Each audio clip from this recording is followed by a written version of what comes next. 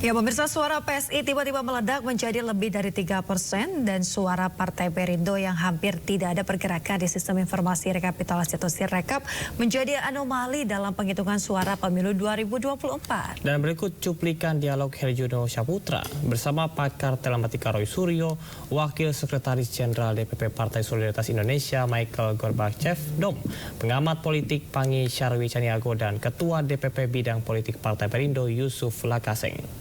Tadi ada yang luput tuh, Bang. Iya, silakan. Apa PKB kalau di quick count kita lihat cuma 10, ya, gitu ya. Ya, okay. Terus sekarang udah 11% tuh. Jadi sebenarnya nggak cuma PSI dan Gelora gitu ya, ada PKB juga. Jadi ini kami pikir sih kita sabar ya. Kita sabar aja, kita tunggu rekapitulasinya gitu ya. Jangan di framing macam-macam nih, Bang. Karena memang ini kan semua pihak sedang berusaha ya. Saya yakin KPU juga sudah berusaha keras gitu kan dengan Sirekapnya yang mungkin belum sempurna, tapi kita semua sekarang mohon bersabar, kita tunggu hasil real count gitu ya. Kalau dilihat marginnya juga Gelora misalnya sekitar 0,5%, PSI juga masih di 0, berapa gitu ya. Itu masih masuk margin of error di ini, di di quick count gitu ya.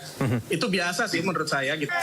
Saya langsung ke Bang Lakaseng. Bang Lakaseng, kalau dari Anda sendiri dari Perindo melihat anomali terhadap angka di hari ini per 2 Maret di 65% rekapitulasi, bagaimana Bang Yusuf melihatnya? Ya kalau angkanya dilihat dari aplikasi Sirekap sih, saya terus terang sudah hilang kepercayaan dengan Sirekap ini karena anomalinya itu ini merusak gitu ya, mengacaukan dan merusuhkan situasi politik. Yang saya lihat sih sepertinya Perindo terkunci gitu loh. Pokoknya di situ aja angkanya. Soal PSI ya saya doakan mereka lolos ambang batas 4%. Tapi memang taruhannya kemudian ya akan macam-macam penilaian publik. Jadi semua ada resikonya. Bang Pangi, Anda sebagai pengamat, bagaimana Anda melihat anomali yang terjadi hari ini? Secara empirik objektif tentu ada yang bisa mengkomparasi antara data real count, Sirekap dengan hasil quick count gitu. Nah sekarang kan menjadi problematik yang menjadi complicated itu kan pertanyaan misalnya memang di lembaga survei setahu saya nanti boleh di cross check termasuk Foxpol ya di TV nasional kemarin itu tidak ada yang namanya PSI itu lolos ambang batas. Kita hanya ketemukan 2,8 ya. Nah kalau di angka margin of error-nya itu baru angka 3,8. Nah untuk mencari angka kekurangan 1,2%, ya itu kan setara dengan 2,2 juta suara. Nah pertanyaannya adalah apakah ada yang berternak tuyul suara, kan itu persoalannya. Kan sekarang lagi tren ternak tuyul nih. Dan tuyul pakai makanan ubi gitu kan. Nah, tiba-tiba ada suara menggelembung, ada juga karena rekapitulasi suara hilang, rekapitulasi berjenjang bertingkat. Tapi tentu jadi anomali pertanyaan publik selama ini, pertanyaannya sederhana. Dari 19 lembaga survei yang quick count, kalau tidak percaya dengan hasil quick count, kenapa tidak ada satupun partai yang menolak gitu ya hasil itu gitu. Tapi partai faktanya akan menerima hasil itu. Tapi kalau kemudian itu terjadi, tentu publik patut menurut saya nggak salah, wajar juga bertanya.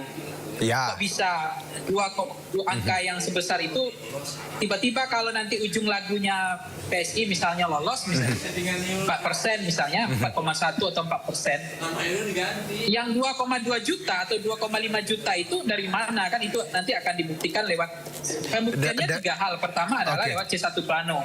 Semua partai tentu punya C1 plano. Yang kedua adalah buka semua kotak suara kembali, cek satu-satu, divalidasi lagi semuanya kalau tidak mau pemilu ulang. Iya persis kan anomalinya begitu. Sekarang mau percaya real count atau quick count, tetapi kan banyak publik persepsinya yang bisa dipercaya itu adalah real count karena hasil resmi kan begitu. Bang Pagi, saya ke Bang Roy Suryo langsung saja. Kalau Anda sebagai pakar telematika, Bang Roy, ini menarik. Analisa Anda seperti apa melihat anomali untuk hari ini? Ada hal-hal yang janggal tidak, Bang Roy? Ya, gini, sebelum hasil akhir ya, kita sebenarnya bisa melihat dari gradual angka-angkanya atau eskalasi angka-angkanya. Kalau kita perhatikan khusus untuk PSI ya, saya belum buka yang di Gelora.